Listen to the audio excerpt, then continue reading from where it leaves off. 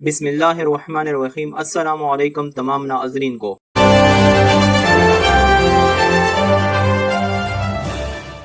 تفصیلات میں جانے سے پہلے اس ویڈیو کو لائک کریں اور ہر خبر سے باخبر رہنے کے لیے پاک رائز نیوز کے چینل کو ضرور سبسکرائب کریں اور ساتھ ہی بیل کا آئیکن بھی دبائیں۔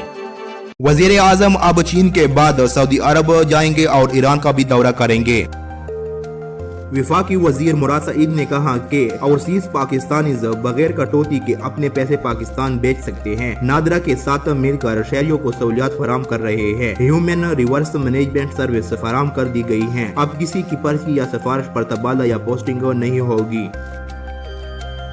چین نے صدر شی جن پنگ کے دورے بھارت سے متعلق پاکستان کو اعتماد میں لیا۔ چینی صدر بھارت کے دورے کے دوران پاکستان کے مفادات کا تحفظ کریں گے۔ مسئلہ کشمیر سے متعلق پاکستان اور چین کا مشترکہ موقف دہرایا جائے گا، جبکہ دورے کے دوران ہونے والی ہر پیش رفت سے متعلق پاکستان کو مسلسل آگاہ کیا جائے گا۔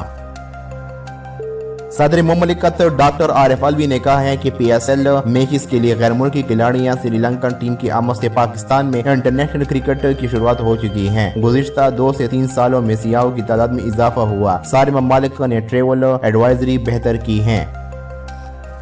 حکومت کا چیئرمین ایف بی آر شبر زیدی کو تنخواہ نہ دینے کا فیصلہ۔ شبر زیدی کو میڈیکل بھی نہیں دیے جائے گا۔ 1600 سی سی گاڑی ملے گی۔ 2 سال تک چیئرمین رہیں گے۔ وفاقی کابینہ نے سمری منظور کر لی۔ پاکستانی صارفین کا ٹویٹر کے ساتھ معاہدے طے پانے پر D G I S P R کو خراج تحسین۔ اب ہم مزید جذبے کے ساتھ کشمیر کا مقدمہ لڑیں گے۔ پاکستانیوں کے اکاؤنٹ معطل نہ کرنے کے معاہدے کے بعد سماجی رابطہ کی ویب سائٹ ٹویٹر پر thank you D G I S P R top trend بن گیا۔ عوام کے لیے خوشخبری، پیٹرول کی فی لیٹر قیمت 100 روپے کی سطح سے نیچے آ جانے کا امکان۔ تیل کی عالمی مارکیٹ میں خام تیل کی فی بیرل قیمت 42 سے $50 کی سطح تک گر جانے کا امکان۔ فائدہ پاکستان کو بھی ہوگا۔ سعودی عرب نے وزیر اعظم عمران خان کو دورے کی دعوت دے کر نریندر مودی کو بھی سعودی عرب بلا لیا۔ وزیر اعظم عمران خان اور بھارتی وزیر اعظم نریندر مودی سرمایہ کاری سمٹ میں شرکت کریں گے۔ وفاقی وزیر فواد چودھری نے کہا ہے کہ اگلے 3 سے 5 برس میں تمام رکشے بیٹری یعنی بجلی پر چلیں گے۔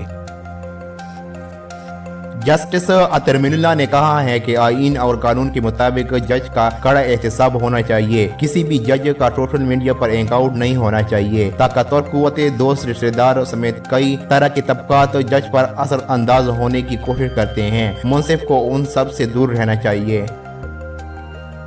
ایک ہفتے کے اندر سرحدوں پر بڑی گڑبڑ ہو سکتی ہے۔ بھارت نے سرحدی علاقوں میں اپنی خصوصی فوجیں تعینات کر دی ہیں۔ حالیہ نقل و حرکت اشارہ کر رہی ہے کہ آئندہ چند روز میں جارحیت کا مظاہرہ کیا جا سکتا ہے۔ افغان سفیر نے تمام سفارتی حدود توڑ ڈالی۔ پشاور کی اہم عمارت پر افغان پرچم لہرا کر عمارت کو افغانستان کی ملکیت قرار دے دیا۔ ایران کے سپریم لیڈر آیت اللہ نے جوہری ہتھیاروں کے استعمال کو حرام قرار دے دیا۔ جوہری ہتھیار بنانے کی صلاحیت رکھنے کے باوجود اس سے گریز کرتے ہیں اور اس کا استعمال حرام سمجھتے ہیں۔ وزیر اعظم اب چین کے بعد سعودی عرب جائیں گے اور ایران کا بھی دورہ کریں گے۔ پاکستان اور چین کے درمیان $8 ارب سے زائد مالیہ کے ML1 منصوبے کا معاہدہ طے پایا گیا۔ کراچی سے پشاور تک ریلوے ٹریک کی لمبائی تقریباً 1800 کلومیٹر ہوگی۔ منصوبے کو حتمی شکل دے دی گئی۔ اگلے 3 یا 4 سالوں میں منصوبہ مکمل ہو جائے گا۔ حکومت کا خزانہ خالی ہے، اس لیے حج پر سبسڈی نہیں دے سکتے، پیر نور الحق قادری۔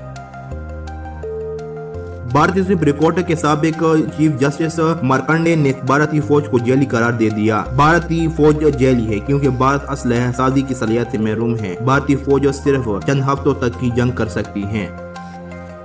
ڈونلڈ ٹرمپ نے مشرق وسطی میں جانے کو تاریخ کا بدترین فیصلہ قرار دے دیا۔ مشرق وسطی میں بڑے پیمانے پر تباہی پھیلانے والے ہتھیاروں کی موجودگی کی غلط اطلاعات دیے گئے، جبکہ وہاں ایسے ہتھیار ہی نہیں تھے۔ امریکی صدر نے غلط اطلاع پر عراق پہ حملہ کرنے کا اعتراف کر لیا۔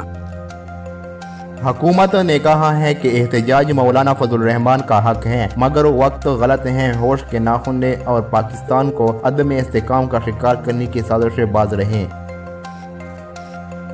وعدے پورے کیوں نہیں کیے؟ عوام نے میئر کو گاڑی کے پیچھے باندھ کر گھسیٹا۔ میکسیکو کے میئر پر دوسری بار عوام نے چڑھائی کی اور شہر بھر میں گھسیٹے رہے۔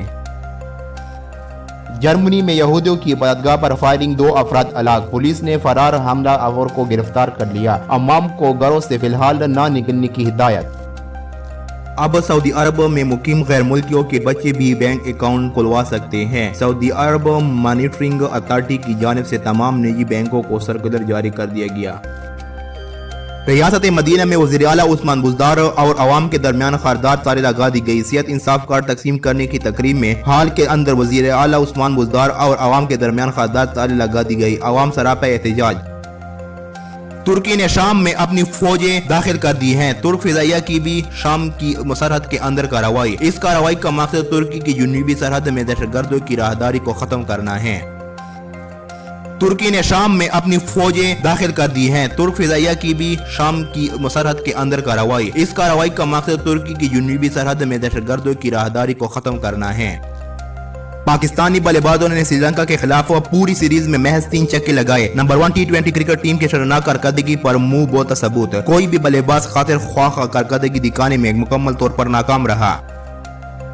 पाक श्रीलंका टेस्ट मैच का वेन्यू कराची का नेशनल स्टेडियम होगा। लंदन टीम ने दिसंबर में शेड्यूल सीरीज का एक मैच पाकिस्तान में खेलने के लिए रजामंदी जाहिर कर दी। पीसीबी सीरीज के दोनों मैचेस पाकिस्तान में करवाने के लिए कोशा।